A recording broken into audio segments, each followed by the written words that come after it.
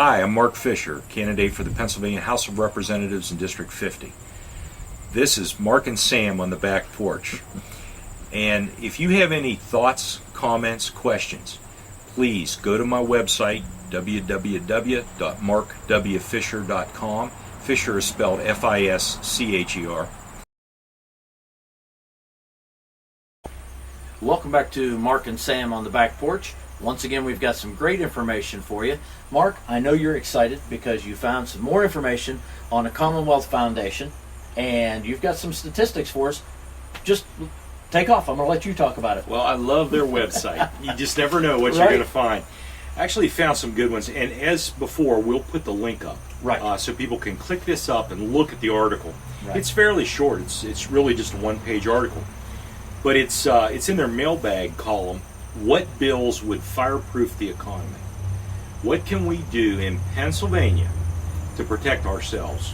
And it lists a series of pieces of legislation that are interesting. Now, you've got to watch when you read this because there are Senate bills and House bills, SB and HB. And there are some of these that overlap or are designed to be the same thing. Trying to move them through both areas. But I want to talk in particular about some of these things that make a lot of sense. We've got the Taxpayer Protection Act area. We've got three pieces of legislation in there, and these are designed to limit the growth of government spending. Now, basically, this is an interesting thing to try to get. Is that legal, first of all? Are you allowed to do that? Yeah, can you? Well, you're asking legislators to constrain themselves and put limits on what could actually be spent. Now, I think, yes, it's possible. If you put enough people in the legislature that think like I do, you'll see that happen. But basically what they're doing is they're going to limit state spending to a statutory amount. They will define what that is, and that's what the state can spend, and no more. What that should do is corral some of the creep programs. I say creep because they creep into other areas. They're little spin-off pieces of legislation that really cost a lot of money. And it's a way for a legislator to go back and say, look what I did. But it really doesn't produce results. It just spends money. So they're SB 7, HB 974, and HB 116. They're all designed to limit. Now, HB 116 is a little different. It's constitutional limit.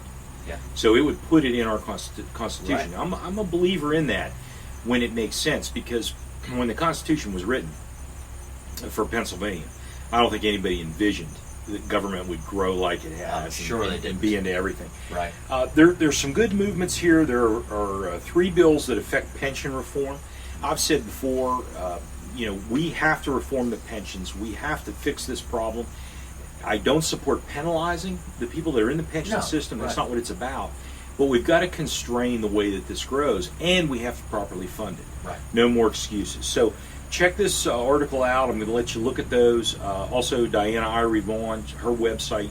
She's running for state treasurer. I've said before. Her ideas are very, very good.